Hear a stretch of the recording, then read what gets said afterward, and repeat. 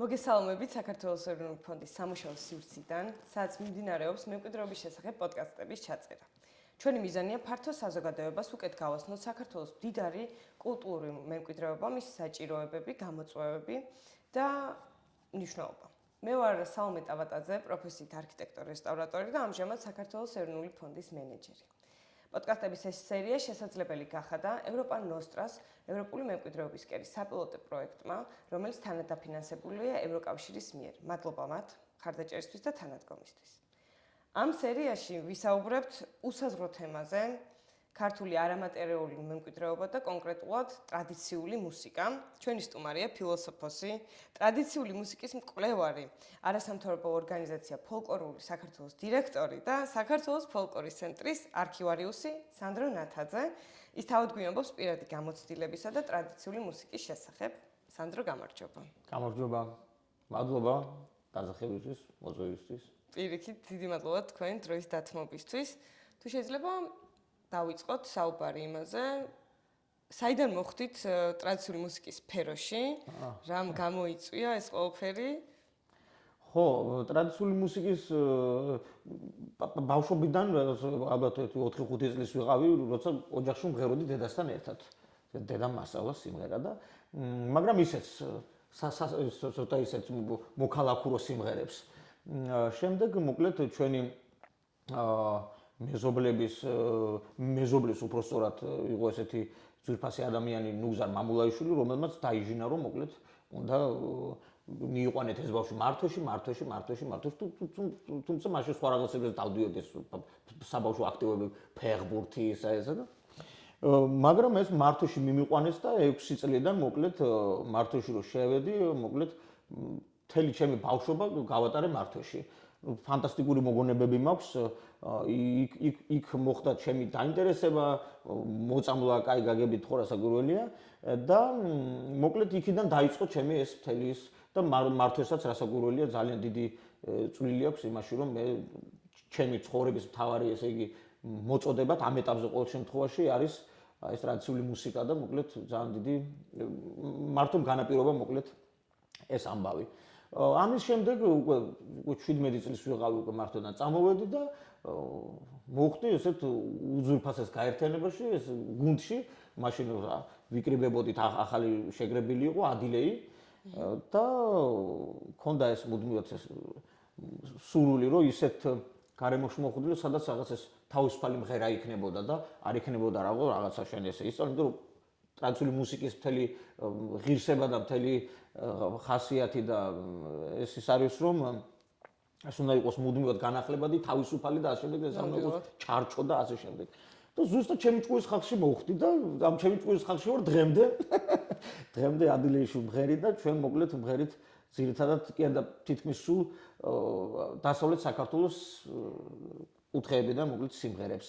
ძველ სიმღერებს, რომლებსაც უკვე ფაქტობრივად ჩვენ რეპერტუარი ძირითადად თითქმის შედგება ისეთი ნიმუშებზე, რომელსაც უკვე აღარავინ აღარ მღერის, აწლეულები არავის აღარ უმღერია და ვცდილობთ რომ აღვადგინოთ ის ძველი, დავიწყებას მიცემული და დავიწყებისთვის თითქმის განწირული ნიმუშები და შემდეგ აქედან გამომდინარე მუდმივად მაინტერესებდა ეს შემდეგ დავიწყე ჩანაწერების მოგროვება, ეს აუდიო ჩანაწერების და საკმაოდ დიდი კოლექცია მაქვს ამ საარქივო მასალების. შემდეგ ვიდეოებითაც დავინტერესდი, ფოტოებითაც, ლიტერატურითაც, მოკლედ ამ დარგში მოკლედ საკმაოდ ესეთი დიდი კოლექცია მაქვს არქივი და შემდეგ დავიწყე ფოლკლორის ცენტრში მუშაობა. ისედაც იქამდე ჩემი ინტერესი ისედაც დავდიოდი ამ ექსპედიციებში, მაგრამ უკვე ფოლკლორის ცენტრში უკვე ამას სახე მიეცა და მხარდაჭერილი იქნა ეს ჩემი პროექტები, მე ვთვლი რომ საკმაოდ მნიშვნელოვანი და ამის შემდეგ იყო არასამთავრობო ორგანიზაცია ფოლკლორული საქართველო და მოკლედ ამ ამბავში ტრიალებ რა. ჭეშმარიტი არქივარიუსი ხარ.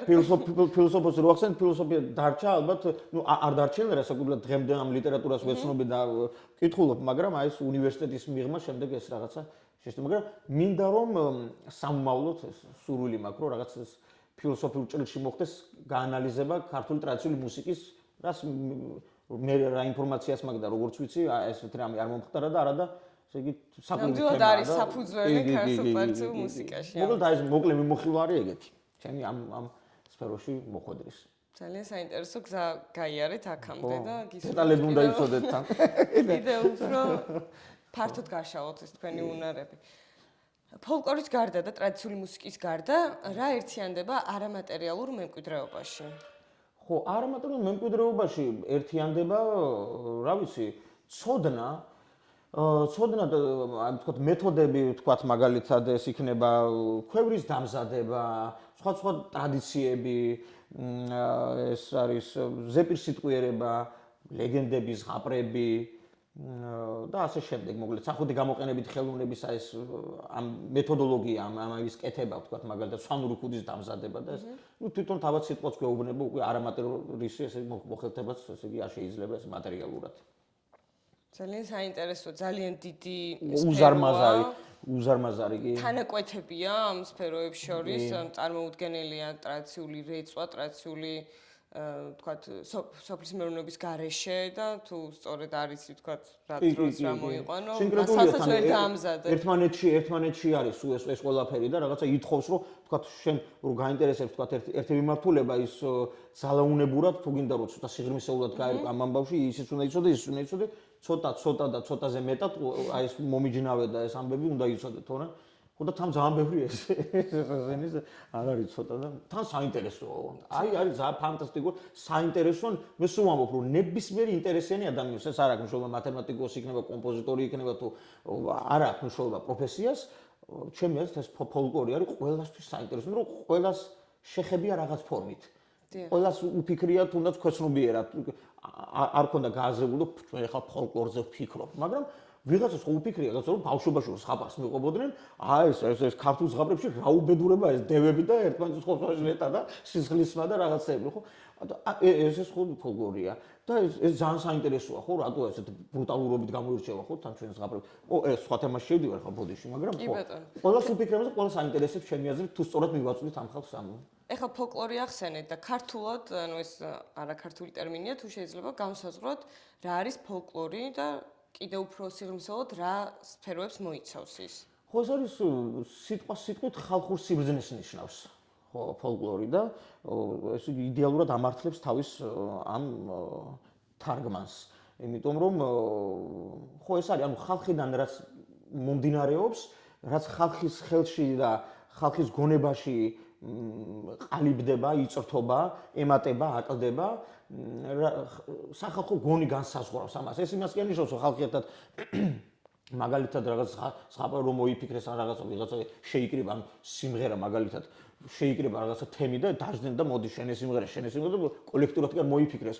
უბრალოდ შეიძლება კი ერთი ადამიანი ამას საფუძველს უდევდა, რასაც შემდეგ ეს საზოგადოება სხვადასხვა ეპოქაში ამას რაღაცნაირად სხვადასხვანაირ ფორმებს აძლევდა. მაგრამ იმ ძირითად ესე იგი შინაარს, ძირითად ფორმას ინარჩუნებდა და ესე მოვიდა ჩვენამდე დღემდე კაცმა არის ის ვისი დაწყებულია და ეს მატერიალური ცოტა ამის საშუალებას გვაძლევს იქ დადგინდეს რაღაც არამატერიალურიც არის რაღაც ხერხები გვაქვს რითაც შეიძლება პლუს მინუს დადგინდეს, ზუსტი ამის განსაზღვრება შეუძლებელი და შეიძლება ეს ითვლიდეს რაღაც ძალიან დიდ საუკუნეებს და ათასეულებს. და ცვლილებაც ამ თაობების განმავლობაში უფრო ინტენსიური შეიძლება იყოს და ძალიან პატარა პოლიტიკურმა ცვლილებამ მაგალითად დიდი გავლენა მოახდინოს. აბსოლუტურად. კი, ერთი პატარა ერთი მოგონება არის ერთ-ერთი მოგზაურის, რომელიც წერს ეს რაღაცას მე-19 საუკუნის ბოლოა, მე მგონი. სვანეთში მოგზაურა და მივედიო და ვხედავო, რომ ეს ხალხი ფერხულია, ჩაბმული და არის, მიდი გაწი გამოწე და მღერის ახალგაზრდობა რა და მიდის სიმღერები ეს ისინი და ფერხოდა მე უცებ რაღაც სამდეში წარმოვიდგინე, რომ ეს ამ დღეობაზე ახალგაზრდები რო ამაში და უცებ დავინახე, რომ ვიღაც ასაკიანი კაცი ეს თეთრი წვერი დიდგაო და ეს თავ ჩაღუნული და რაღაცას წუხდაო და მივედი რა ხდებაო და რაზე წუხავთო და ეს არისო სიმღერაო. სიმღერა იყო ადრეო, კაცო, ეს ფორმა ეცვალაო ეხლა და ამ წარმოვიდგინეთ მე-19 საუკუნეში დარდობდა კაცი რომ ფორმა ეცვალაო და ჩვენ ეხლა აქეთ გადმოსახედან აი 1900 მათ შორის 80-90-იან წლებამდე ახლა თქვათ რიჰოა ხო სვანეთში ესეთი ანსამბლი სახელგანთქმული და აი ძველი თაობის ჩანაწერებს რო უსმენთ პირღია ვართ რომ ეს რა ხალხი იყო და იმ ჩანაწერებიდან საუკუნით ადრე უკვე იმას დარდობდა ის ასაკიანი კაცი, რომელიც შეიძლება იყოს თქვათ მე-18 საუკუნის ბოლოს დაბადებული და ან მე-19-ის დასაწყისში, იმას დარდობდა რომ სახე ეცვალა უკვე. ანუ ხო ხვდებით, აი ეს და რა არის ისტორიის ახლა 100 წელიწადი სოფლიო ისტორიის აფერი არ არის, ხო? და აი ესეთი ისინი მოკლედ ელემენტარული ისიც კი შეიძლება უცებ გარდაიქმნას, უცების ის ფორმა ეცვალოს, მაგრამ თავარი შინაარსზე და პირველადი ფორმა კონდეს ეს როგორც დასწყი შეახსენეთ, აუცილებლად უნდა შეიცვალოს ფოლკლორი სიმღერა თუნდაც ხო, რომ თანადროული იყოს ეპოქის და გაშებული არ იყოს. ან ეგ ბუნებრივად ხდება, ხო? ამაში როგორც კი ხელოვნურად დადგება ვიღაცა და მოდი ახლა აბა შევცვალოთ. კი, იმასაც თავის ფასი აქვს და იმასაც თავის გავლენა ექნება, მაგრამ ეს აღარ იქნება ხალხური. გამიგე, ხო, აი ეს უკვე ხალხური აღარ იქნება და რაღაცა შეიძლება შერჩეს რომ აი ამისა და კომპოზიცია შეიქმნა უკვე და ეს ხალხში უნდა იტრიალოს ამან და ხო და ეხლა თქვა რომ მაგის ცოტა ისინი გვაქვს თანამედროვეობაში მაგის პრობლემები და ალბათ ამაზეც მე ვილაპარაკებთ.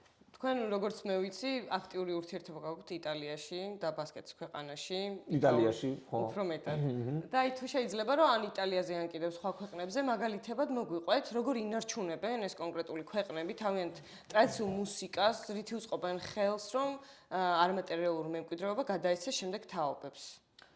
ხო, აი იტალიაში მაგალითად აი ორი რადიკალურად განსხვავებული მაგალითი ახლა დამიდგა უცებ თვალწინ რა. არის ეგეთი სოფელი პრემანა. ნუ სოფელს ახლა მე ვეძახთ, რომ იქ ესეთი ტერმინი უკვე აღარ არსებობს, რაღაცა პაეზე, რაღაცა შეგვიძლია ვთქვათ. პრემანა, სადაც ცხოვრობს 2300 ადამიანი. ფანტასტიკური სოფელია, მე ემოციები მაკავშირებს ამ ადგილთან და ამ ხალხთან რა თქმა უნდა, პირველ რიგში.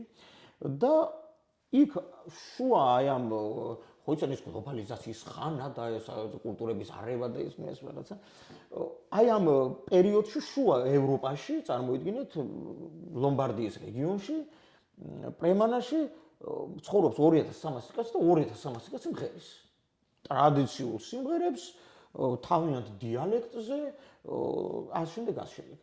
მე არ მინახავს არანაირი იქ რაღაცა ფონდების შესვლა და იქ ფონდების მხრიდან დახმარება რომ გადაარჩინეთ და მოუვარეთ.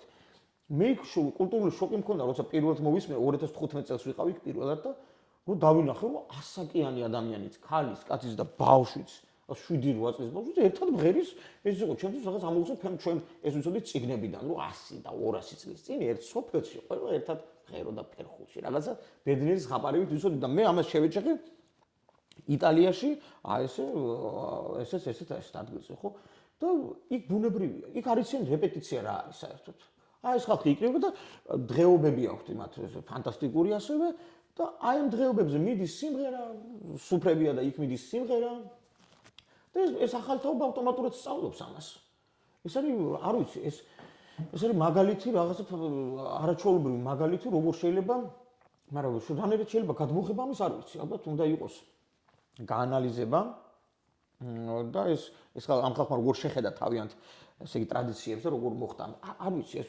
საკვლევია მოკლედ აი ეს ამათი ფენომენი მაგრამ როცა მეორე შემთხვევა გვაქვს მაგალითად აი გენუა არის ესეთ ჯენოვა საპორტო ქალაქი იტალიის დასავლეთში ჩრდილო დასავლეთში და იქ კიდევ არის უნიკალური ღერის სტილი, თვითონ ამ ქალაქის მრავალხმიანობა ქვია ტრალალერო, 5-ხმიანი სიმღერა, ну აი ფანტასტიკური, უსმენ და ხარ ბედნიერი რა, ესეთი სიმღერა, ბედნიერების სიმღერა დავარქვი, აი არ არსებობს რომ მაგას მოусმენ და რაღაცა ღიმილი არ მოგივიდეს სახეზე და მაგრამ აქ სიტუაცია გვაქვს შემდეგი, რომ აი ესეთი ურბანული ცენტრია, 1000 შესაძლებლობა, ისა, მაგრამ კრიტიკულად მცირდება და მცირდება მომღერლების რაოდენობა. არ არსებობს ფაქტობრივად სკოლა, სადაც ეს ადამიანები სიმღერას ისწავლიან და აი ეს არის ესეთი უნიკალური მრავალხმიანობა არის მინდობილი ესე ბედის სანაბარა ფაქტობრივად და ეს ხო აი ესეთი მაგალითებიც გვაქვს, მაგრამ არის მაგალითად სხვა ქვეყნებს თუ გადავალთ თვითონ აი ეს უკვე შენარჩუნების საკითხი. ხო, ორგანიზებულად თქვა როგორ ინარჩუნებენ ამ იმას ორგანიზაციების მხრივ არის თქვა ესტონეთის მაგალითები გვაქვს ფანტასტიკური ხო ინსტრუმენტების მასში რომ რაღაცა ინსტრუმენტები დაიკარგა და ხალხმა ხელახლა მოიგონა ფაქტობრივად და უძველეს წყაროებიდან და არის ხო ზე პოპულარული მაგალითად და ამაზე მუშაობენ ამაში ძალიან დიდ დახმარებას წევს ახლა საუბრით დასაწყისშიც ახსენეთ რომ ეს ევროკავშირიდან გამოყოფილი თანხები არის მიზანური კულტურაზე საკმაოდ დიდი თანხები იხარჯება და რომ შენარჩუნდეს ფანტასტიკური მაგალითი მაქვს სარდინიაზე. სადაც ესე იგი ისეთი მოწყობა შეიმუშავეს მუზეუმების, სადაც მაგალითად აი ეს ელექტრონული სისტემით, რაღაცა touch screen-ებით, ესე იგი და როგორ შეიძლება touch screen-ი ქართულად რო ვთქვა, არ ვიცი, სენსორული, მაგრამ არც სენსორულია მაინც ძველი ქართული ხო, რაღაც ესე. აი თამაშით ისწავლო სიმღერა ადგილობრივი, ცეკვა უყურებდა და შენ იმეორებდა და მე ის ქულებს გიწერს როგორ ფანტასტიკურია, როცა ხარებსოდნობის მუზეუმი თუ რაღაცა კონკრეტული ინტერესი არ აქვს, შეიძლება ბევრისთვის მოსაწყენიც კი იყოს, იმიტომ რომ ძირითადად შენ არსობრივად ისე ქსოვდნენ, ისე აწყობდნენ პულს, ასე შემდეგ. გაშეშებულია. ხო, რაღაცა ეს შემაშია და ხო, არს უთქავს თითქოს რა. ხო და გიდებსაც რომ ეზარებათ უკვე მოყოლა რა, რა კიდე ახალი მოვიდათ. ხო და ესეთი მაგალითები არსებობს, რითაც შეიძლება რომ რაღაცა ეს კრეატივია ეს თანამედროვე ტექნოლოგიები ძალიან ბევრ საშუალებას გვაძლევს ამისას და ჩვენც უნდა უყურებდეთ ამ გამოცდილებებს და ჩვენიდან გამომდინარე უნდა ვიღებდეთ ამას, რომ ჩვენზე მორგებული შეიძლება ამ გამოცდილების შემხედრებით კიდე ახალი იდეები დაგვებადოს და მოკლედ მაგალითი ძალიან ბევრია, განსაკუთრებით აი ევროპაში, მე რაც ვიცი, ეს არის შეიძლება აზიაში კიდევ უფრო მეტია, არ ვიცი ამ თავს ვერდებ, მაგრამ რაც ვიცი ევროპაში ძალიან ბევრია ამ ხრივ ეს გამოცდილება საიდანაც მოყვა. და მრავალფეროვნება ძალიან დიდია ზოგადად მსოფლიოში ფოლკლორთან მიმართებაში. ვერ იტყვი, რომ რომელიმე ერის ან კულტურის ფოლკლორი აღმატებულია სხვაზე. რა თქმა უნდა, კულტურებს ვერ შევადარებთ ერთმანეთს. და ყველას თავისი გარემოდან და ბუნებიდან გამომდინარე აქვს შექმნილი, წარმოქმნილი ეს ხალხური სიბრძნე და თავის ხედვიდან გამომდინარე ქმნის ამ საბოლოო პროდუქტს და საქართველოში ფოლკლორის ჩაწერასთან დაკავშირებით, მე როგორც ვიცი, მე-19 საუკუნიდან იწყება უფრო აქტიური პროცესები და თუ შეიძლება რომ დეტალურად მოგვიყვეთ ამის შესახებ. ხო, დეტალური მოყოლით ჩვენ მოგვიწევს 1-2-3 დღე ხანგრძლივი ესე იგი უწყვეტი პოდკასტის დაწერა. ხო, მაგრამ ვეცდები რომ ხო მაინც ესე იგი მე-19 საუკუნიდან იწყება, მე-19 საუკუნის დასაწყისიდან ხალხური სიმღერა ნაკლებად, ძირითადი აქცენტი არის მაინც გალობაზე, საეკლესიო მუსიკა. ეს უფრო მეტად დაიწყო მაშინ, როდესაც საფრთხის წინაშე დადგა ქართული გალობა. როგორც აი, ფაქტობრივად ქრებოდა ის ძველი ცოდნის მატარებელი ხალხი ნელ-ნელა ტოვებდნენ ამ სამყაროს და შესაბამისად იკარგებოდა ეს გალობის ცოდნა, პრაქტიკული ცოდნა ამ ქართული საგალობლის. ამის შემდეგ ხდება რაღაც ძალიან ევროპული მოძრაობების უკაცრავად ჩამოყალიბება და კონსოლიდაცია ხდება ამის, რომ ვის როგორ შეუძლია დახმარება, რომ ამ სფეროს წაეხმარნონ. ბევრი მცდელობებია, ხან რომელიც თვის, მაგრამ მაინც იყო, თქვათ, ვიღაცის არ მოწონდათ, ვიღაც მოწონდათ, იყო კომისები, ვინც ადგენდნენ, ვინ როგორ გადაწერა ეს, უკვე შემუშავებული იყო სტრუქტურა, რომ ეს საგალობლები უნდა გადაწოლილი იყო კლასიკურ ეს 5-ხაზიან სამეფო სისტემაზე. ალბათ ყველას გვაქვს ერთხელ მაინც ნანახი ეს სისტემა და მე როგორც ვიცი, არ იყვნენ მომხრე, იყო რაღაც საზოგადოება, რომელიც ეს ლოგიკურიც არის, იმიტომ რომ ქართული წყობა, სიმღერის წყობა არ არის ტემპერირებული, ანუ უფრო გარკვევით რო ვთქვათ, ეს კლავიში ხო ვიცით ეს როიალზე, დო რე მი ფა, ეს რაც არის წყობა, ქართულ სიმღერაში არის ბგერები, რომლებიც არის აი ამ დო რეს, იქ დოძიეს და ხო ის სადღაც კიდე შიგნით, რომელიც შეუძლებელია რომ დაიკრას კლავიშზე, სრულყოფილად. და ამიტომ იყო ეს ისინი რა ქვია, წინააღმდეგობრივი SS-ი არ არის, ზოგი საერთოდ ნიშნებს აღარ წერდა უკვე, რა თქვა დიეზი, ბემოლი, იმიტომ რომ იმდენად ის იყო, ხო. ერთი სიტყვით დიდი აი ამ გამოწიეს შემდეგ საქართველოში ჩამოვიდა ესე იგი ფილიმონ ქორიძე, პირველი ქართველი ბანი ლასკალაში, იტალიაში ზოგადად ლასკალაში მას რამდენიმე როლი ჰქონდა კი, მაგრამ ზოგადად იტალიის სხვა ოპერებში იღებდა მონაწილეობას და ჩამოდის ფილიმონ ქორიძე ესეთი სრული ცოდნით ამ 5-ხაზიანი სისტემით და ეს ადამიანი მოკლედ ჩაბმულია შემდეგ სრულად ამ საქმეში და ამ საქმეს ფაქტობრივად შეეწირა კიდევაც მისი ეს ბოლო სიცოცხლის ბოლო დღეც იყო რომ ჩასაწერად მიდიოდა და გზაში გარდაიცვალა. ხო, რაღაცა ესე და შემდეგ როგორც ხდება ხოლმე ეს დიდი ამაგის შემდეგ რაღაცა ხშირ შემთხვევაში ეს დაფასებაც ნაკლებია და ბოლოს დაფასდა შემდეგ ფილიმონ ქორიძე რა თქმა უნდა და დღეს აი ზუსტი საფლავის დაახლოებით საფლავის ადგილი ვიცით და ზუსტი სამწუხაროდ ესეც არ ვიცით. ხო, შემდეგ ფილიმონ ქორიძე იწერს ამ საგალობებს, ფილიმონ ქორიძე სიმღერებსაც წერდა და ძალიან საინტერესოა რომ გამოსცემდა ამ პატარა თითო სიმღერის ნოტებს გამოსცემდა და უკან აწერდა სამ ენაზე, პატარა ისტორიას, ქართულად, რუსულად და იტალიურად. ეს იტალიურადაც ჰქონდა ეს ამბავი და ეს ძალიან ის იყო ხო სანახავად. ხო, ფილიმონ ქორიძე წერს უკვე ეპარება ხალხურ სიმღერას და სამასობაში მოდის მე-20 საუკუნის დასაწყისი და 1900 პირველი წლიდან საქართველოში უკვე შემოდის გრამოფონი, ხმისჩამწერი სტუდია ბრიტანეთიდან და 1902 წლიდან უკვე იწყება ჩაწერები. ეს არის რევოლუციური ამბავი, ნოტია, მაგრამ ხმა. ანუ ამის შედარება ერთმანეთთან არ შეიძლება. ანუ უკიდურეს შემთხვევაში ნოტი კარგია, რომ გვაქვს და ვიცით თქვა როგორ შეიძლება სიმღერა, როგორ მღეროდნენ პლუს მინუს წარუდგა, მაგრამ ხმა და მორჩა იქ დამთავრდა ამბავი. და მოკლედ გრამოფონი იყო ერთ-ერთი პირველი ორგანიზაციულად, თორე ისე თქვა მოხალისეობრივად და ინტერესებიდან გამომდინარე ზაქარია ფალიაშვილი, დიმიტრი არაყიშვილი ეს ხალხი იწერდა ფილფონოგრაფზე ამ სიმღერების ცვლის ლვაკებზე. თუმცა გრამოფონმა უკვე ოფიციალურად ბევრად უკეთესი ხარისხით ჩაწერა უნიკალური მომღერლები, ისეთი მომღერლები, რომლებზეც ლეგენდებია დადის და ამ ხალხის ხმა რო არ ქონოდა და გრამოფონს რო ჩაეწერა, აი შეგვჩებოდა ეს ხალხი ესე, მათ შორის არიან ესე იგი, მაინც ვიტყვი სამუელ ჩავლეშვილის გუნდი, ხუხუნაიშვილების ცნობილი ზემოაკეთის გუნდი, გიგო ერქომაიშვილის გუნდი, სანდრო კავსაძის გუნდი, დედას ლევანა საბაშვილის გუნდი შილდიდან კახეთიდან ხო მიხეილ კავსაძე, კარგარეთ, მოკლედ ქუთაისში, შემდეგ 1908 წლიდან უკვე ქუთაისში იხსნება გრამოფონის.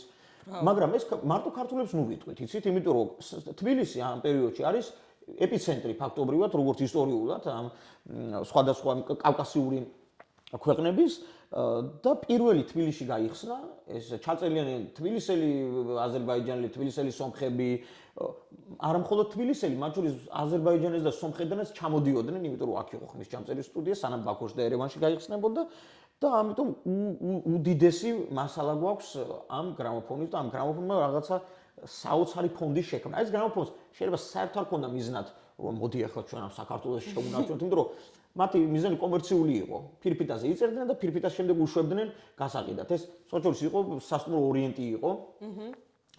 ეს პარლამენტის მოპირდაპირედ იყო ეს დღეს მუზეუმი სადაც არის. იქ იყო იმის პირველ სართულზე იყო ეს და მანდ არის ეს უნიკალური სიმღერები ჩაწერილი.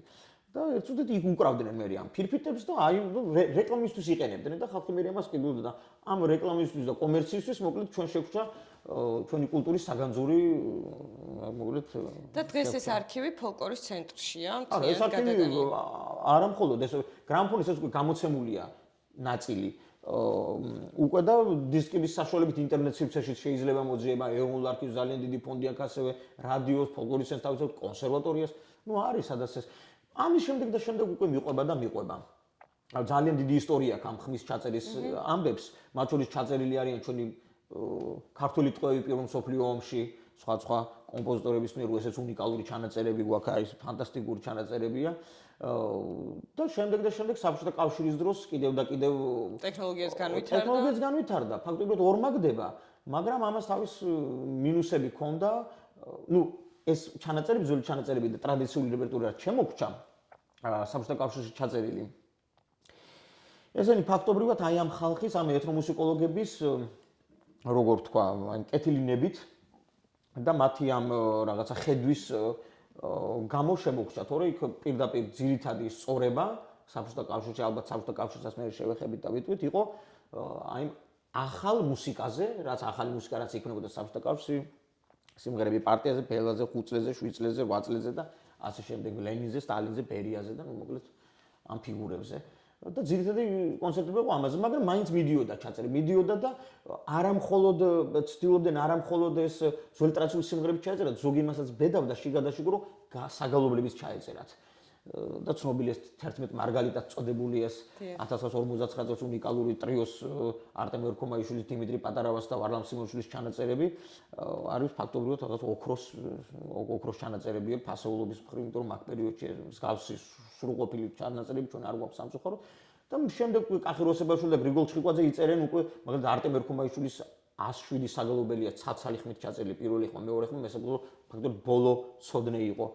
მაგრამ აი არტემის შემდეგ უკვე 60 წლების ბოლოს ეს არის და ამით პატარას დავხურავ თორემ ძალიან დიდი თემაა და ამ თუ აქ თუ შევცურე ნესტორ ჯიბლაძე იყო ესეთი მომღერალი და გალობის მცოდნე და ამ 60 წლების ბოლოს მეგონი 68-69 წელი კახიროსებაშვილი ჩასული ბათუმში და ნესტორ ჯიბლაძესთან და ნესტორ ჯიბლაძემ ეს ზედახმები აქვს თუ ჩაწელი საგალობლები, სამწუხაროდ მეორე და მესამე ვერ შეუწყო თუ კახი მხოლოდ პირველ ხმა ეს არ ვიცი, მაგრამ ესეა ფაქტი და ჩანაწერი იწყება ესე.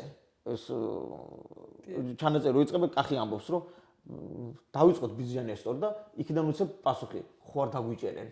ხო რაღაცა იმიტომ გალობას რო ეხებოდა საქმე, რაღაცა შიშით იყო და ნუ გეშინიათ ეს აქედან ამშვიდებს, რომ ამას ვერ გაიგებენ და შერიფშებულიც იყო და ეს ხო არ იყო ფართოდ იმისთვის, ეს არც გამოცემულა არაფერი, დარჩა კახის არქივში, პირად არქივში და ესეც ახლახანს გაციფრდა და ხო ესე და მოკლედ და ესე მოყვებოდა ეხლა ხო არის და არის საშუალება, მაგრამ საშუალება ჩაწერის არის, მაგრამ ის ხალხი უკვე აღარ არის და შესაბამისად ხო რაღაც ესე მოხდა რომ რაღაცა ისიც თანამედროვეობაში პოვებს თუ ეს გენშია გამჯდარი, ესეც წარმოადგენება გაუცილებლად სადღაც შეერწყმება ეს ხმები, გაგვახსენდება.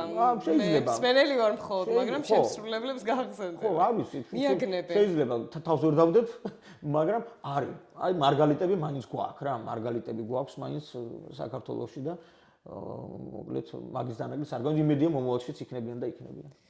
ნამდვილად. იმედი არაფერი არ გაქვს, ეს ძალიან დიდი თემაა.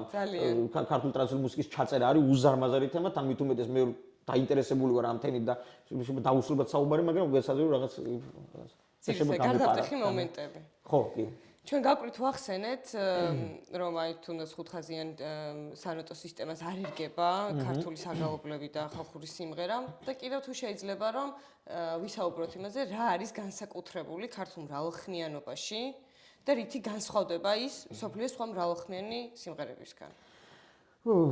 რა არის განსაკუთრებული? ხო, რითი გამოარჩევს? აბა განსაკუთრებული იმდენად, რამდენადაც ქართულია განსაკუთრებული. იმიტომ კი არა, რომ ქართველი და რაღაცა ხო, ეთნოცენტრულად არ ვამბობ ამას. ყველა ადამიანი, ყველა ერის ნებისმიერი ერის წარმოდგენილი, ნებისმიერი ერი არის განსაკუთრებული. თავისი გადასარევად ჩამოაყალიბა ეს კულტურის განსაზღვრება, რომ ეს ხალხი ყველა თავისებურად უყურებს ამ ქვეყანას. ცას ყველა თავისებურად უყურებს, ყველა თავისებურად უმღერის ამ ცას, ზოგისთვის ისპერია, ზოგისთვის ლურჯია და ასე შემდეგ. თავს ყველა სხვანაირად უყურებს, ზოგისთვის მოკლედ, აი ამ ხალხმა რამდენადაც აღიხვდა ეს ადამიანი თუ ჩვენ იმაზე შევთანხმდებით და თანხმდებით მე მგონი ყველა რომ თითოეული ადამიანის განსაკუთრებული მოვლენა აი ამ პრინციპიდან გამომდინარე შეგვიძლია მრავალხმიანობაზე ვიმსჯელოთ. აი ზუსტად ამავე პრინციპით არის ქართული მრავალხმიანობა განსაკუთრებული და გამორჩეული. რამდენადაც არის ქართულის შექმნილი. არ ვიცი ახლა ტექნიკურად თუ ვიტყვით ამას, მრავალხმიანობის უამრავი ფორმა გვაქვს. უამრავი ფორმა გვაქვს. ნუ პოლიფონიური ქვეყანა ვართ, სხვადასხვა კონტინენტურ დონეზე რაც არის მრავალხმიანობა გავრცელებული თქო კონტინენტური მასშტაბით, შეიძლება აქ რეგიონული მასშტაბით ვნახოთ საქართველოში თქო ეს მრავალხმიანობის სხვა ფორმები. თუმცა ნუ ვიტყვით იმას, აი ჩვენს მაყურებელსაც ვთხოვდი ამას, რომ აი ქართული მრავალხმიანობა ბევრგან არის. აი ხო იტალიას რო ვახსენებთ და ტრალალო რო ვახსენეთ და იქ პრემანას ეს ტირ ესეთი მღერის ის აქვს ხო? მიმართულება აქვს და ჟანრი აქვს უბრალოდ. აი ეს რადიკალურად განსხვავებული ვერ იტყვის ადამიანი რომ ეს არის იტალიური, ორივე იტალიურია, ხო? ტექსტუალურადაც მაგალითად პრემონი დიალექტერის საერთოდ სხვა, იტალიურში საერთოდ ვერც მიამსგავსოს ადამიანმა და ეს ჯონოვა კიდე საერთოდ სხვა მოცემულობაა, აი აბსოლუტურად. ის არის გუნდური და შეიძლება 100 კაცთან ერთად იმღეროს და აი ეს არის ხუთხმიანი სიმღერა, საიდანაც 4 ხმა ინდივიდუალური უნდა იყოს და ბანები მეტი. ანუ ის აი საქართველოში კაცო აქ კრიმანჭულს მღერიან და იქ ბრდონია და გასაგებია და ესეა და უნიკალურია ეს ამბავი, მაგრამ სხვა ქვეყნებშიც არის ეს რეგიონული განსხვავებები, ხო? ამიტომ აი ეს აუცილებელია რომ ამის გააზრება მოხდეს. და მინდა რომ ამას უფრო მეტი აქცენტი გავაკეთო ახლა ამაზე, ვიდრე განსხვავებულობაზე და რითი განსხვავდებით თქვა ჩვენ იტალიელებისგან ან თქვა ესტონელებისგან ხან ეს ორი ვახსენეთ. დიდხანს შეიძლება მას საუბარი, მაგრამ საზოგადოებაში ეს მუსიკებს ეს აზრო ქართველები კაცო და ეს ჩვენ კაცო და 8 ხმაში უმღერი ვარ და 8 ხმაში საერთოდ უმღერი ვარ ჩვენ 8 ხმის სიმღერები არ გვაქვს ჩვენ საერთოდ ერთადერთი ყველაზე დიდი 4 ხმიანი სიმღერა გვაქვს ტრადიციულ რეპერტუარზე მაქვს საუბარი და ეგეც ერთადერთ ჟანრში ნადურ სიმღერაში ამიტომ ხო ამაზე ცოტა მეტი რაციონალობა გვმართებს ზოგადად საქართველოში არ არსებობს სამწუხაროდ მასიურად აი ცირედი ცოდნაც საბაზრო ცოდნაც არ არსებობს ტრადიციული მუსიკის აი ხალხს მაგალითად ეს ყმადაღებული ხო ეს ჩაკრულო კოსმოსში გავუშვით კრიმანჭული და რაღაცა მე დარწმუნებული ხარ რამდენს აქვს ჩაკრულო თავიდან ბოლომდე რამდენ პროცენტს აქვს ქართულს მოსმელი და კრიმანჭული სიმღერა თქვა ხასანბეგურას და იმაზე არ ვამბობ არაფერს ხო იმ სტრუქტურად არის ის ხალხმა ამიტომ მეტად ჩავიხედოთ ამ სფეროში და ამ განსაკუთრებულობას ყველა ინდივიდუალურად დაინახავს თან და მოკლედ უფრო მეტად საინტერესო იქნება მათთვისაც და მე მაქვს ძალიან საყვარელი ისტორია ჩემს ქართულ სიმღერაზე. ესპანეთში მოგზაურობდი გრანადაში ვიყავი და იქ ეს ვიხევხდი ავსტრალიელ ჯაზმენს, რომელიც ფოლკლორს იკვლევდა ასევე და თავის მოტივებში იყენებდა ეს და მითხრა რომ შენი საყვარელი ქართული სიმღერა ჩამირთეო, რომ ფოლკლორული გაგებით მაინტერესებსო და ჩემი საყვარელი ქართული სიმღერა კრიმანჭულია და ამ კრიმანჭულს რო ვუსმენდით იქ მდინარის სანაპიროზე მოვდიოდით, ცრემლები წამოვიდა ამ ადამიანს და ესე მითხრა რომ გონიაო რომ არიცოდა საქართველოს შესახებ. გონიაო რომ აი შენ ქვეყანაშიო ძალიან ბევრი და დიდი მთებიაო და ჩემც იყო გასაოცარი ეს რომ საიდან მივხვდი და მე ფოტოები რო ვაჩვენე ზუსტად ესეთი წარმოვიდგინე. კი, მაგრამ აი ახლა ნახე, ახლა როგორი ამბავია, დავიწყოთ იმით რომ კრიმანჭული სიმღერა არ არის. კრიმანჭული ხმის სახელი, სხვაჯერ ბევრი ამბობს რომ აი ეს სიმღერა კრიმანჭული როა ეგმებღავთ არის და სიმღერა კრიმანჭული არის კრიმანჭული ხმის სახელი, რომელსაც ფუნქციურად ყველაზე ნაკლები დატვირთვა აქვს ტრიოს სიმღერაში რა. არის თავის ჰარმონიას ქმნის ის ხოლო და თქვა მოკლედ ამაზე ეს სხვა თემა. კრიმანჭული სტილის სიმღერა ჩავერთე მაშინ. და საინტერესო რა არის, იცი? რომ აი ახლა კაი რამე გამახსენე, იმიტომ რომ ანჩისხადის გუნდის კონცერტი იყო პოლონეთში, რომელიც გადაღებული იყო ისიც და რაღაც მოიპოვა ეს მასალა, გამომიგზავნეს და ნახე რომ ნადური სიმღერა რომ დაიწყეს 4 ხმიანი თავის გამყივანი კრიმანჭული ისიც ძალიან ისეთი სორი გურუ ქობულეთური არის ეს ნადური სიმღერები ძირითადად და ამ კაც ვინც ეს რეჟისორი ვინც იყო ამ სიმღერას და ეს ქართული სიმღერა სტატიკურია მაინც დგას ეს ხალხი და ალბათ იქნება რაღაც მრავალფეროვნების რაღაც ფოტოებს დავადეფო და უცებ სადაც წავიდა მისი გონება რასაც დაუკავშირა ეს ხო მწვერვალები აი რაღაც უზარმაზარი მწვერვალები სხვა მყინვარების ფოტოები და არა და საინტერესო რა არის ხო ეს კრიმანჭული სიმღერები ეს გურული სიმღერები გურიაში სადაა მწვერვალია ერთადერთი დიდი მთა აქვს და ეს ორი მთა გომისთა და ბახმა რომ ყლდე და ძირითადად გური არის პატარ-პატარა გორები ულამაზესი ხო და აი მაინც ხო ეს ძალიან საინტერესო ეს ფსიქოლოგიური ამბებიც არის თქვა მაგალითად ეს ხედვები ვის რა ემოციებს ვის რა წარმოსახვებს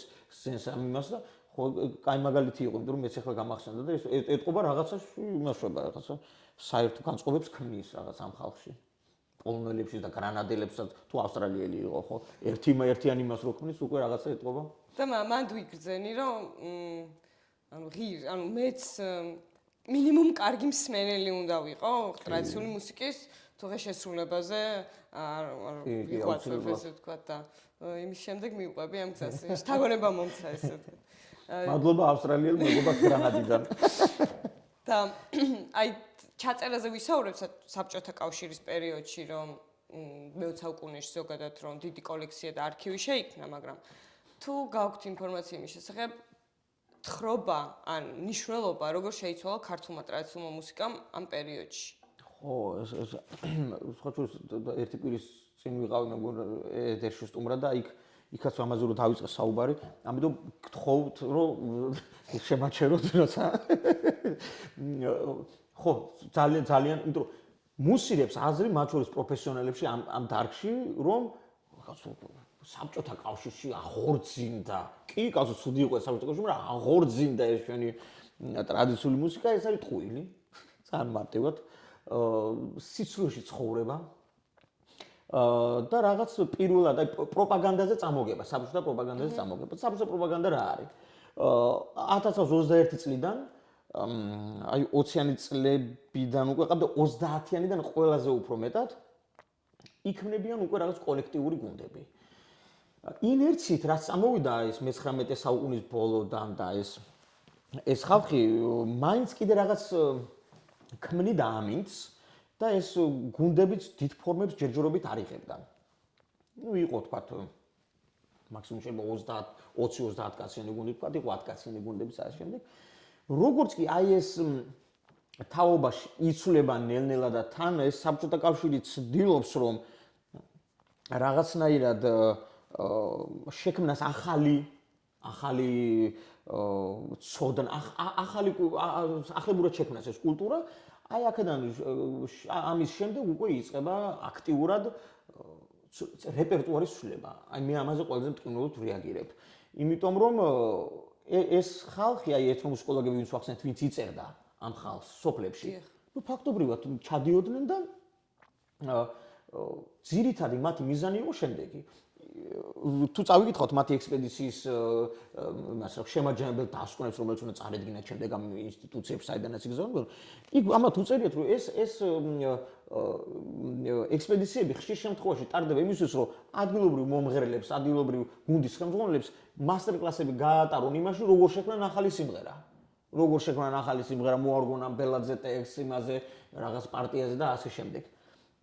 და შეჩოული ყურისთვის, ვინც მიჩოული არის საბჭოთა სიმღერებისთვის და ყური აქვს შეჩოული, იმ წუთში მიხვდება, რომ აი ეს სულ ტექსტი რო არ მოასმენონ ადამიანს, იმ წუთში მიხვდება, რომ ეს არის საბჭოთა კავშირის შექმნილი. ანუ იმდენად უკვე ის არის, რა ქვია, აღქმადია ეს სხვაობა. ეს არქივებში რომ მუშაობ, იქ ხშირად შემხოდრია კონცერტები. აი კონცერტები ჩაწერდა რეპერტუარს უყურებ და შემსრულებს უყურებ ფანტასტიკა. ანუ ეს ხალხი ამ გვარებს რო კითხულობ, ნუ აი მეთქი ამათ სიმღერებს როდის მოვისმენ ახლა და უცებ მე რეპერტუარს უყურებ, აი მოყავთ გურიიდან, კახეთიდან, სვანეთიდან ხალხი იმ პერიოდში, იმიტომ კი არა რომ თავიანთ უძველეს სიმღერები ეს ძველი ტრადიციული და ღირებული და ფასეული რაც არის შეასრულონ. რომ ეს ხალხი სულ მთელი ის კონცერტი არის წითელ დროშაზე, ლენინზე, კოლმეურნეზე, 7 წლებზე, 8 წლებზე, 9 წლებზე, ბელაძე, სტალინზე, ბერიაზე, ну, გავგიჟდი კინამამ რა. მათ შორის ოლიმპიადები ტარდებოდა ისინი უნიკალური ტიპები იღებდნენ მონაწილეობას ამ ოლიმპიადებში, უნიკალური. და ჩანაწერი ნახეთ 59 ოლიმპიადა იყო ჩემთვის პირადად ძალიან გამორჩეული. და ჩანაწერი არის მაგის ვიდეო ჩანაწერი და რო ვიცი უკვე ვინ ღებულობს მონაწილეობს რო ჩავრთე ეს ჩანაწერი პირველად მეთქი გავგიჟდი ამ ხალხს ფიზიკურად ვნახავ და მარტო რაღაც 1 საათამდე ჩანაწერი 20 წუთი პირველი 20 წუთი მარტო გორილები არიან გორს პატივისცემა ძალიან მიყვარს გორი და გორს ძალიან ბევრი მეგობარი მყავს მაგრამ გორი რატო იმიტომ რომ სტალინის სამშობლო და ამას მეტი ყურადღება მიექცა მთელი ამბავი და დანარჩენ კუთხეებს თითო ნომრის საშუალება მისცეს და ეგეც მას მუშებზე, მუშათა კლასზე, კოლმეურნეზე და ასე შემდეგ. და ის ხალხი, ვინც რეალურად ტრადიციის გამგრძელებელი იყო ჭეშმარიტად, ისინი საერთოდ არც კი არიან ამ კადრებში. გამიგეთ და ვიცით კიდევ კაი, რომ რაღაც რეპერტუარში მაინც დაწერეს. ამისთვისაც მადლობა თუ შეიძლება ეს ითქვას, რომ რეპერტუარში მაინც დაიწერო, რომ ეს ხალხი ამ ხალხმა შეასრულა აქადაკ სიმღერა. მოკლედ აი ესეთი ის იყო, მე იქნებოდა უზარმაზარი გუნდები, რაღაც აბსურდული, რაღაც ჭრაკერვის მასთან, რა ქვია, ქარხანასთან არსებული, რაღაც ტრიკოტაჟის ქარხანასთან არსებული რაღაც გუნდები, რაღაც ტრაქტორისტთა გუნდები და ეს ხალხს ავალდებულებდნენ. და დაძალებით საქმე როდის კეთდება? არანაირად, ხო ის ნაყოფს პირველი ნაყოფ შეიძლება მოგცეს და გამოვიდეს ეს ხალხი და იმღეროს ასმა-გასმა უშნოთ, მაგრამ ეს ხანგრძლივი პერსპექტივაში არ მოგცემს შედეგს და ეს გამოჩნდა კიდევაც, ხო? როგორც კი შესუსტდა საბჭოთა კავშირის ზავა, იმ წუთში ეს ხალხი ვისაც ავალდებულებდნენ, რომ აბა გამოდი, აბა გამოძვერი, აბა ახლა იმღერე, აუცილებლად წამოდი ახლა სამსახურის მერე იმღერე. ამ ახალი თაობისთვის ეს ხალხური სიმღერა ასოცირდა ამ კოლმეურნეობას სიმღერებთან და უკვე ინტერესი აღარ ჰქონდა არანაირად. და შესაბამისად, როგორც კი იმის თავისუფლება მიეცა ამ ხალხს, რომ აღარ მიიღოთ ამ გუნდში მონაწილეობა, უარი თქვეს და აქედან უკვე იწყება წყვეტა 60-70-იანი, 80-იანი წლებიდან და ეს მთელი ცოდნა, რაც იქ ჩაწერეს თბილისიდან წასულმა ხალხმა, თბილისში აკუმულირდება და შემდეგ თბილისში უკვე 2000-იანი, აი 90-იანი წლებიდან თიებიანჩის ხატი, ნუ იქამდე რუსთავის, მაგრამ ეს ავთენტიკური გზით მაინც ეს მთიებმა და ანჩის ხატმა დაიწყეს ეს ამბავი. მოდის და სოფლური ფოლკლორი აქ ფაქტობრივად ხელახლა იღუძებს თბილისში და ეხლა ფაქტობრივად თბილისიდან ზოგიერთ შემთხვევაში მიდიან რეგიონებში და ასავლიან ისევ თავიანთ სიმღერებს. ნუ და ან ვასმენინებთ, ეხლა მე ექსპედიციებში ვდავდივარ, ტელეფონში რომ მიწერეს ჩანაწერები, ვასმენინებ, რომ აი იცით რა ეს არის თქვენების სიმღერა და ეს უსმენს, საერთოდ არც გაუგიან რა არის, როგორ არის, რა უნდა. მოკლედ დიდი არაფერი არ გაუკეთებია ამ ამბისთვის, არაფერი არ გაუკეთებია კი არა, ბევრი ზიანი მიაყენა ამ ტრადიციულ შემსრულებლობას, ტრადიციულ მუსიკაში მოკლედ ძალიან ძიმე დაისახა საბჭოთა ხელი მოკლედ ხო, ძიმედ დაგვეტყვა. ძალიან სევდიანია ამის მოსმენა, იმიტომ რომ ზუსტად ეს ნარატივი ჟღერდება, რომ კონცერტების უშვილები ესე ამხელა შესაძლებლობა მისცეს. იყო ის, ანუ რა თქმა უნდა, ის არაა დასაწყებო რომ სუხიშვილიც იყო, საბჭოთა კავშირში იყო, რუსთავიც რო შეიქმნა და გორდელა რო შეიქმნა და ის, მაგრამ ეს ხო არ ნიშნავს საერთო სურათზე ხო არ მეტყველებს. ერზე უარყოფით გავლენა მოახდინა. რა თქმა უნდა, თვითონ ამ მიმართულებაზე მოახდინა ცუდი გავლენა, თორე ახლა ინდივიდები შეიძლება არსებობდნენ და კაი საქმესაც აკეთებდნენ, მაგაზე კი არა საუბარი. და იყო იქ ხალხი, ვინც აი წეგან რას ვახსენე, ხო? აი ამ დავალებების მიღმა ხალხი იწერდა იმ რეალურ ტრადიციულ მუსიკასაც, ხო? მაგრამ ძირითადი სწორება იყო ყოველთვის პირველი ის არის, რომ აი როგორ ასრულებენ საბჭოთა სიმღერებს. დიახ, და მე როგორც სტატიებში წავიკითხე, ასევე ბევრი აი მუსიკალური ნაწარმოების ტექსტი ჩაანაცვლა, საგალობლის ტექსტი, მაგალითად იონ ნათლისმცემელზე სიტყვაზე, ჩაანაცვლა მე უკვე გაზაფხულზე ან მერცხალზე ამ შრომელებზე ტექსტმა და შეიცვალა ხასიათი. კი, ეს ხო გურული ის არის საგალობელია და კი, იონ ნათლისმცემელთან დაკავშირებული. კი. და ესეც იმოქმედეს იმაზე, რომ ავთენტურობა და ნამდვილობა სიმღერის და ნაწარმოების შეცვლილი იყო და აი სამხილო საგალობელი გურული. უსმენდა საგალობელია, ჰანგი გალობის არის, ზოგიერთ შემთხვევაში კანონიკური ის არის, რა ქვია, საერთოდ რაღაცა ის ნაწილია, თქვა, წირვის ნაწილი ან რაღაც დღესასწაულის ჰანგია რაღაც საგალობლის, არა და შემდეგ უკვე ამის გალობა რო აღარ შეიძლებოდა, ადგენდნენ ეს შეუცვალეს და ხან მწვადი საგალობელია ეხლა ის ხან რაღაცა მობზანებით და თქვენითა და დიდება ჩვენ შეკრებას და ეს არა და ეს არის საგალობლებია რეალურად. დიახ. მოკლედ აი საბჭოთა კავშირის მავნე ამბები. და დამოუკიდებელ საქართველოში შექმნან საქართველოს ეროვნულ განმათავისუფლებელი მოძრაობის პერიოდში შექმნილი გუნდები ახსენეთ და ამ ხაზს რო გავყვეთ უკვე დამოუკიდებელი საქართველოს ისტორიაში აი დაბრუნდა ხო თქვათ ის ხალხური მუსიკა ქალაქიდან ეხლა უკან სოფელში წავიდა ფოლკლორის ცენტრიც რაღაც ერთის მხრივ ამ მიზანს ემსახურება დამოუკიდებელი გუნდები, ანსამბლები, მკვლევარები არიან, რომლებიც ცდილობენ თავიანთი რესურსებით დააბრუნონ ისევ, მაგრამ ცხოვრების წესია უკვე იმდენად შეცვლილი, რომ ხა ნადურს კონცერტზე გაიმღერებ, ხო? აღარ არის ცხოვრების ის წესი, რომ მთელი სოფელი ერთად გამოვიდეს და ხორბალი ერთად მომკას, თქვა, თან რაც ერთად წავიდნენ, ყან ერთად მოთოხნოს, საზოვარზე ერთად გაიყვანონ, აქა-იქ არის ეს შემორჩენილი სიმღერის გარეშე. აჭარაში არის, როგორც ვიცი, ერთი სოფელი დარჩენილი, სადაც აი შეიძლება ითქვას, რომ მთელი სოფელი მღერის და მეც იმ სოფლის შესახებ ავსტრალიელი მკვლევარისგან ხო, მთელი სოფელი მე მგონი საქართველოში აღარ არის მთელი სოფელი რომ მღეროდეს ესეთი ის, მაგრამ ხო, აი აჭარის ქედაში სოფელი მღერის ესეთი. ზუსტად. კი, ჩვენ ძვირფასი მეტნაკლებად. კი, მეტნაკლებად ბევრი მღერის, ხო, ხა მთელი სოფელი უკვე ეს ხო მთელი სოფელი მღერის პრემანაში. იტალიაში. ხო. სხვა რა მოხდა? დიახ, სხვა რა მოხდა ამ დამოუკიდებელ საქართველოს ისტორიაში, რაც დაეხმარა ამ ხალხურ სიმღერის აღორძინებას. ხო, ბევრი რამე უკვე საზღვრები იხსნება. კი, საბჭოთა კავშირში იყო გასვლები, მაგრამ ისეთი მასიური არა როგორც შემდეგ დამოუკიდებლობის დროს და ხდება გასვლა, ხდება ბევრი ადამიანის ჩამოსვლა, ეს რო ვთქვათ, პოპულარიზება საზღვარ გარეთ. ისე საქართველოს ფოლკლორის ცენტრი ასახსენეთ ეს 37 წლიდან იღებს სათავეს საერთოდ ის ხალხური შემოქმედების სახელი, მე ძალიან ბევრი სახელი გამოიცვალა და ფოლკლორის სახელმწიფო ცენტრი ქვია დღეს. და მას შემდეგ კი აი ფოლკლორის ცენტრი უკვე განსაკუთრებით აი უკვე 2003-4 წლიდან უკვე რაღაც რეორგანიზაცია რო ხდება და უკვე ახალი შენობაში რო გადადიან და ასე შემდეგ ეს აი იქიდან უფრო იწყება ფოლკლორის ცენტრის აქტიური შემოსვლა ამ მაშინ რა თქმა უნდა მე ყოველ შემთხვევაში იქამდე ინახავდნენ ყველაფერს და ქონდათ და ეს ძალიან ძვირფასი არქივი ქონდა ფოლკლორის ცენტრს და უფრო მეტად აქტიური იწყება აი 2000-იან წლების დასაწყისიდან და იწყება ექსპედიციები, იწყება გამოცემები, აი საარქივო მასალების ბიზე მიბრუნებები ხშირად მოხდა, იქმნებიან გუნდები.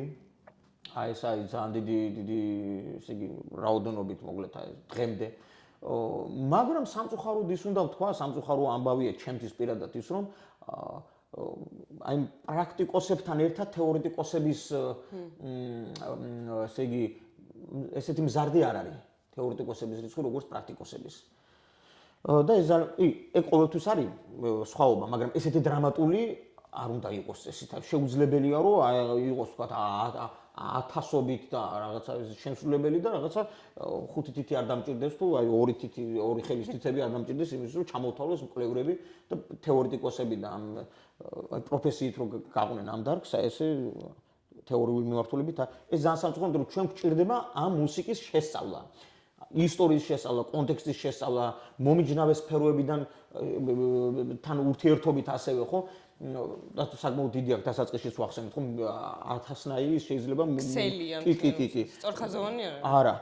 და აი ეს არ ხდება და რაღაც სწორება არის, რომ რაღაცა აი ეს სამი ხმავი ისწავლო ერთი რა და მე აქ დავოსტატე. ნუ ესეც სამწუხაროდ დავოსტატებაც ნაკლებად ხდება ამ ხალხური სიმღერის ბუნებრივი ხასიათებიდან გამომდინარე, იმიტომ რომ ვახსენე რომ ეს უნდა იყოს თავისუფალ მღერაზე დაფუძნებული და იმპროვიზაციაზე და ის რაც სამწუხაროდ აი თანამედროვეობაში ამ ბევრ დადებითთან ერთად რაც ვახსენე, მინდა რომ ეს ცოტა იმიტომ რომ ამაზე ხანდახან არ არის ხოლმე ეს საჯაროდ საუბარი და ძალიან გულიმწყდება, იმიტომ რომ სიმღერამ თუ გვინდა რომ იცოცხლოს, ეს უნდა იყოს თავისუფალი. მე მიუხედავად იმისა რომ ყველა კონცერტს ვესწრები, იშვიათად კონცერტი ჩემთვის საინტერესო იყოს. იმიტომ რომ მე ჩანაწერები, რასაც ეს ხალხი ღერის კონცერტზე, ნუ ფაქტობრივად სულ ყველა ვიცი და მოსმელი მაქვს ძველ ჩანაწერებში, ხო? და ეს ხალხი ახალს არაფერს აღამთავაზობს. და მე ვიცი რომ და იმ გენიოსი მომღერლის ჩანაწერი და რომ სწავლობ ამას, იმაზე უკეთესად შანსი არ არის ვერ იტყვი, გამიგე? ნუ შეიძლება ხმის ტემბრი იყოს სხვანაირი, მაგრამ იმაზე უკეთესად ვერ იტყვი. და ჩემთვის ინტერესი არა აქვს, ვიცი უკვე რომ იქ უნდა ჩავიდეს და იქ უნდა ავიდეს და ესე მე ვუსმენ რაღაცა და ვამოწმებ ტექნიკას, ჩემ იმისთვის რა ქვია. ხო, აი რამდენი ტექნიკურად კარგად იმღერა.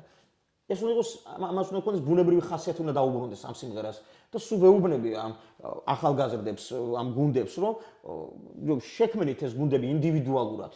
გააკეთეთ ეს გქონდეთ თავისუფალი მღერა. ერთხელ შეგეშლებათ ეს ბუნებრივია, ორჯერ შეგეშლებათ, სამჯერ შეიძლება შეგეშალოთ, მაგრამ მეოთხედ კარგი გამოვა რა.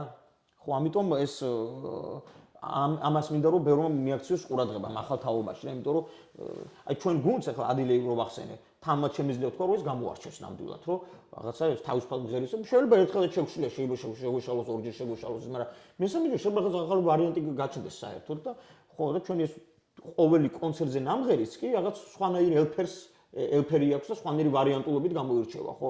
და ჩემი აზრით მაყურებლისთვისაც საინტერესოა.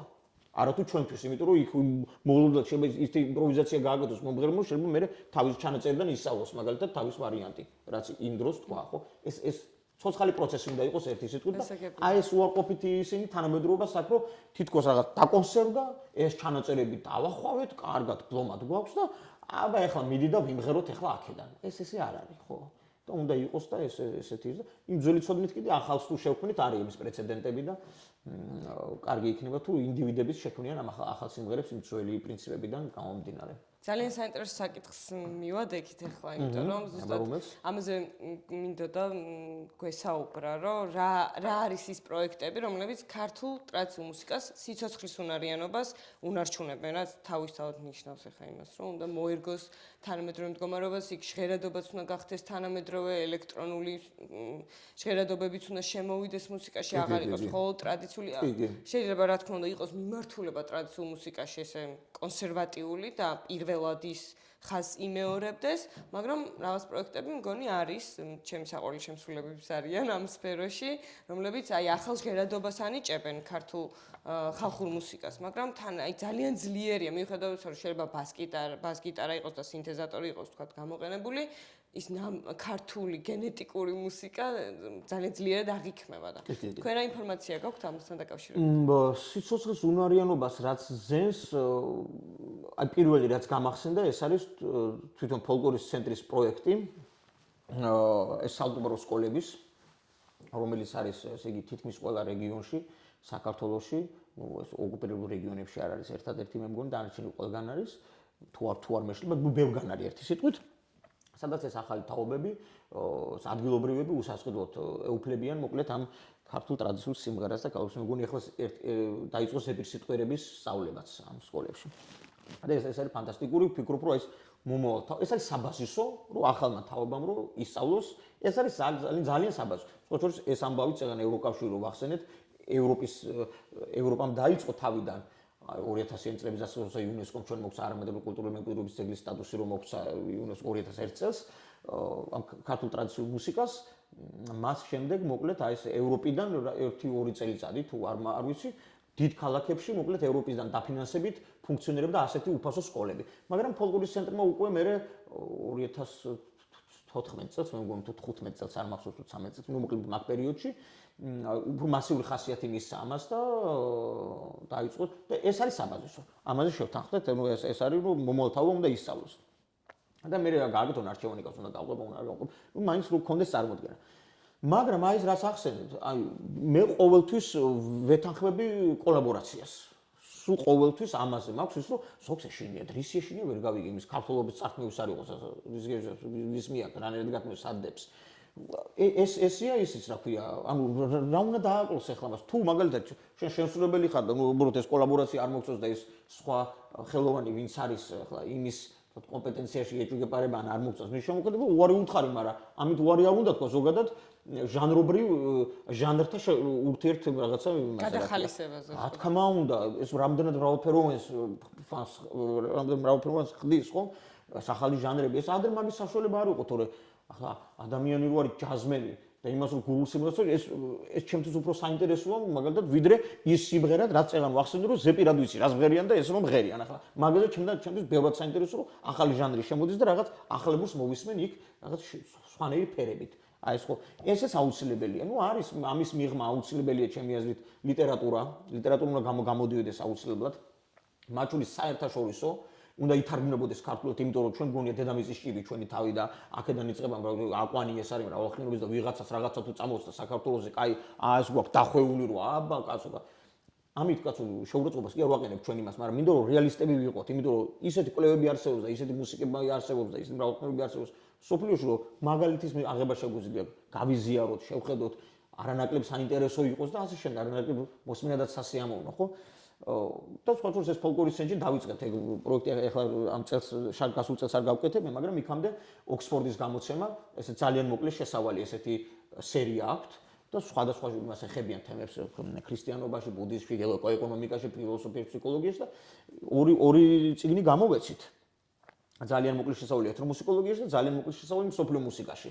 თუმცა არის კიდევ სხვადასხვა ორგანიზაციები, რომლებიც ამ საერთაშორისო ლიტერატურის თარგმანზე, მაგრამ უფრო და უფრო მეტი უნდა იყოს, რომ ამ ხალხმა იკითხოს და თვალსაწერი გაიზარდოს, რომ რა ხდება მსოფლიოში კაცო ახლა აქედან რომ უყურებთ ამ ჩვენი იმიდან, რა ქვია, ქვეყნიდან ამ მსოფლიოს, ცოტა რაკურსები უნდა შევცვალოთ ხანდახან და ხო. არის ძალიან ბევრი საარქივო პროექტები, ნუ მე შემინტერესდა ვფიქრობ ობიექტურად ეს საინტერესოა, იმიტომ რომ უნდა მოვიზიოთ, უნდა ვიცოდეთ ამ ხალხმა რა ჩაწერა, როგორ რა საგანძური გვაქვს რა, იმიტომ რომ ეგაა ჩვენი საგანძური ახლა რაღაცა რომელიც მატერიალიზდა და დაფიქსირდა, ჩაიწერეს რაღაცა ამ მატარებლებზე და ეს ამ კვლევა ძიება და ის არის ესეც სასწაულად მნიშვნელოვანი, იმიტომ რომ ისეთი მასალა შეიძლება ამოვიდეს, რაც შეიძლება საერთოდ ახალი სიტყვა იყოს საერთოდ ამ ჟანრში დარგში და კუთხის გურიაში ერთი სიმღერაა, რომელიც აი ერთადერთი სიმღერა, რომელიც თავის წყობაზე იკვრება ჩონგურზე, მაგალითად ეგეთი წყობა ნატურა არის, ეგეთი სიმღერა და ერთმა ოჯახმა გადაარჩინა, ხო? კარლო ურუშაძის ოჯახმა. ის სიმღერა რო დაკარგული იყო, აი ეს მთელი ამბავი, ამიტომ არის აუცილებელი, რომ ეს ძველი ჩანაწერებში ქექვა მუდმივად რომ რაღაცა ყოველთვის ეს ფერებით ეს პალიტრა კიდევ და კიდევ დავამშვენოთ. სრულებით გეთანხმებით, მეც მაგალითად გამჩენია კითხვა, რომ ბატონების სიმღერა მაგალითად რა არის თუ არა ის აი მეცნიერულად გამოიკვლევდეს ვინმე რომ არის თუ არა იქ ამ სიმღერის სიხშირეები იმ ჰერცებთან მიახლოებული, რომელიც უკვე დადასტურებულია სამედიცინო სფეროში, რომ უჯრედულ დონეზე მოქმედებს განკურნების გავლენით. კი, ძალიან კარგი აქცენტი იყო, ამაზე მუშაობს ხალხი უკვე ახლა ამ ეტაპზე, იმიტომ რომ ბატონები ძალიან საინტერესო ამბავია. ჟანრი მოწყობა სივრცის ჭუბი არ შეიძლება ყველაფერი წითელი მაგრამ ეს მუსიკა ძალიან დიდი ის არის რა ქვია აქ ძალიან დიდ როლს თამაშობს და აი არის მე სხვა შორის ამ აქციებზე გავიცანი ძვირფასი მეგობარი პაატა ალავერდაშვილი რომელიც აი სტრესის ჭრილში იკვლევს თუ სწორად ვამბობ პაატა ბოდიში თუ რამე მეშლება იკვლევს აი ბატონების გავლენას ამ მუსიკის გავლენას ამ emაზე რა ქვია და როგორ მუშაობს და ასე შემდეგ ძალიან საინტერესოა. ამის კვლევა შეიძლება ეთნოგრაფიის მხრიდან ის, მაგრამ ჩემი აზრით, მე პროფესიულად არ შემიძლია ახლა ამის დადასტურება, მაგრამ ფაქტია, მუშაობდა. ფაქტია, რაღაცა ჰერცებთან ახლოს არა თუ შორს არის, არ ვიცი, მაგრამ ფაქტია რომ მუშაობდა, იმიტომ რომ ამდენი საუკუნე ეს მოდიოდა და ამას უარ ემუშავა რაღაც ხრივ, ახლა ეს ხალხი გიჟი ხო არ იყო კაცო, რომ ეს გიჟი, რომ ეს მუდმივად მიდიოდა ამის მღერა და მათ შორის აუცილებელი იყო რომ 9 სხვადასხვა გვარის ქალი უნდა შეკრებილი იყო და იმათ უნდა იამაგროთ ეს ბატონები და მოკლედ ძალიან საინტერესო დიდი რიტუალი. კი და ხო ამას უარ ემუშავა, ახლა ჩვენამდე აქ ბატონებზე ნამდვილად არ ვისაუბრებდით ჩვენ ახლა ამ წუთში და ეს კაი ხნის დაგარგულიც იქნებოდა. ძალიან დიდი მადლობა ამ ჭრილი შემოტანისთვის. სამწუხაროდ ნელ-ნელა უნდა დასრულებისკენ წავიდეთ, უამრავი კითხვა შეიძლება დაისვას, უამრავი ამბავი შეიძლება გაიხსენოთ თვითონ და მოვისმინოთ ბევრი ჩანაწერი ასევე. მაგრამ დასასრულისას მინდა გთხოვოთ თუ გაქვთ რაიმე კომენტარი ან მოსაზრება ან წუხილი რომელიც გინდათ რომ დამატებთ. მაგრამ მე მგონი წუხილებზე ძალიან ბევრი ვისაუბრე და არა ვარ ზოგადად პესიმისტი ადამიანი და რაღაც ახლა ჩემ თავში ისამაკ რომ რაღაც ძალიან ბევრი იმაზე ცოტა მაგრამ არავინ არ საუბრობს ხოლმე ამ პრობლემებზე და ხო სამწუხაროდ ეგეთი არის რეალობა. თუმცა აი ეს ჩემი დადებითი განცდა და გაგიზეროთ ძალიან მოკლედ რომ ყოველთვის ის მქონდა რა ქვია მე დანაკლისი მქონდა რომ ეს ფოლკლორი რომელიც არის ძალიან საინტერესო და ბევრი ისეთ ადამიანთან მქონია შეხება რომელსაც საერთოდ არ ქონდა წარმოდგენა ტრადიციულ მუსიკაზე და აი მაგალითად ზოე პერი ჩვენი მეგობარ რომელიც თავის ბარში კვირაში ერთხელ კონცერტებს აკეთებდა და მის ბარში ერთი კონცერტია და ბარმენთან მზივარეს და უსმენთ და ეს ბარმენი ვიცი რომ ანუ ეს სიმღერა იჭმებოდა თუ ისმებოდა არის ის და ვუყურებ და ისო რა ქვია ეს არის ტრადიციული ეს არის ხალხური სიმღერა ქართული მე ვთხარი ხო რა ვიცი რა ეტყობა ახლა ამას ხო მოკლედ ამ ტრადიციულ მუსიკას აქვს პოტენციალი არა მხოლოდ საზღვარგარეთ რომელსაც ფანტასტიკურად ვითვისებთ ამ პოტენციალს არამედ საქართველოშიც სწორი მიწოდებით იმით კი უნდა მიხვიდე ამ ჩაქუჩით და იმით რომ აი ახლა შენი ხალხური სიმღერა უნდა შესთავაზო უნდა მოასმენო რატოა ეს გამორჩეული ნახე რა საინტერესო რაღაცები იმიტომ რომ ძალიან მთელი სამყაროა ეს და ბოლო-ბოლო ჩვენი წინაპრების ცოდნა გამიგეთ ანუ ეს ხალხური სიბრძნე რაც ვახსენეთ ანუ ეს ხალხი ამით აღიქვამდა ღმერთს მიწას ეს რო თოხნიდა ანუ ეს ბუნებრივია ჩვენია გამიგეთ უბრალოდ ეს დავიწყებული ცოდნა რომელთანაც რო შევხვდებით ამ ცოდნას რაღაც სენტიმენტები აუცილებლად გვექნება ხო და ეს სფერო სულ იხარშებოდა ერთ საზოგადოებაში რა ეს გამოდიოდა ალბომები და ამ ერთმანეთის ალბომებს ისევ ჩვენ რო უსმენდით, ზოგიერთ საერთოდ არ უსმენდა, გამოდის ეს წიგნები და ამ წიგნებს როგორც არც არ კითხულობს და აი ბაბლი რა რო ეძახიან, აი ამ ბაბში ტრიალებდა და იხარშებოდა ეს ამბავი კონცერტებზე და იგივე ხალხი დადიოდა თელა. და ეხლა რამდენადაც მე ძალიან წუხარ რომ ამ დარგისში მომუშავე ხალხი კი არის ხალხი ხმამაღლა თავის პოზიციას აფიქსირებს ამ სიტუაციიდან რაც საქართველოში ხდება ხო ყველა მივიცით აღარ განვავრცობ ამას მაგრამ არის დიდი რაოდენობა რომელიც ხმას არ იღებს საერთოდ და რაღაც ბედნიერ საქართველოს თითქოს არაფერი არ ხდება ხო ეს ცალკე ფენომენი ამას დიდხანს შეიძლება კიდე საუბარი ეს საბჭოთა კავშირის მავნე გავლენა და ეს ხო ძალიან მწყინს მაგრამ ამაზე მეტად რამდენადაც ეს მწყინს უფრო მეტად მიხარია ის რომ აი ამ პროტესტებში მოკლედ იმდენი ადამიანი დაინტერესდა ამ ტრადიციული მუსიკით და ეს ახალგაზრდები კიდე ვიმღეროთ რაღაცა და რაღაც რომელიც რაღაც უკვე ტრენდებით მოდის და იმღერეთ რა რამე ისეთი და ეს მე ძალიან სიამოვნებს იმიტომ რომ როგორც იქნა ცოტა იშლება ეს სივრცე და უფრო მეტ და მეტი ადამიანი ინტერესდება და გააკეთეთ რამე წრე და ვიმღეროთ ყველად ერთად და რაღაცა და ეს ძალიან მახარებს და ვფიქრობ რომ ეს ჩვენი პოდკასტიც რისაც ძალიან დიდი მადლობა თქვენ და ვინც მოკლედ ეს ყველაფერი შეიღებს მონაწილეობას და ასე შემდეგ ვინც გააკეთა ეს ყველაფერი რომ აი ესეც კიდევ ერთი ხერხია იმისთვის რომ ამ ხალხამდე მივიდეს აი ეს ამბავი სწორად ჩემი აზრით სწორად ნუ ხო და რაღაც მეტი ინტერესი პოპულარიზაცია მოხდეს როგორც იტყვიან რაღაცა ეს სულ ცოტა ეს შეგვიძლია გავაკეთოთ ძალიან დიდი მადლობა მისთვის და მოკლედ ხო წარმატებას გისურვებთ ამ პროექტში და თქვენ ორგანიზაციას მე თუმცა დიდი ხნის გულშემატკივარი ვარ თქვენი მადლობა სანდრო დროის დათმობისთვის მადლობა თქვენ ინტერესისთვის იმედია მოგეწონათ სერიაში გაზიარებული ინფორმაცია. კომენტარებში შემოგთავაზეთ თქვენთვის საყვარელი ქართული ტრადიციული მუსიკა, სიმღერა და გალობა. ასევე მადლობა მინდა ყველს გადაუხადოთ ჩვენთან ყოფნისთვის, პოდკასტის გამოწერისთვის, მოწონებისთვის და არხის პოპულარიზებაში მონაწილეობის მიღებისთვის. მინდა შეგახსენოთ, რომ საქართველოს ეროვნულ ფონდს შეგიძლიათ სამუშაო საათებში და სამუშაო დღეებში ეწვიოთ და უფრო დეტალურად დაათვალიეროთ სანიმუშოდ აღდგენილი თბილისური საცხოვრებელი. კიდევ ერთხელ მადლობა, შეხვედრამდე.